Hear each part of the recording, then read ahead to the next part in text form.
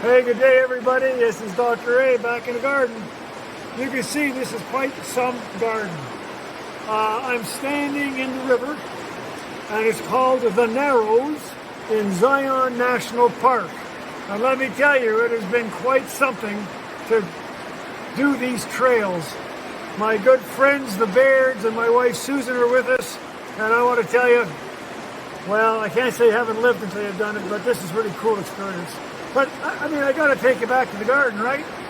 Look at these beautiful Talentus, these rock ferns over here. And look, can you believe it? We have a damn euchre. I can't get away from the stuff. So there's plants, well, hardly everywhere here because it's a very difficult environment. But as you look up, you can certainly see them.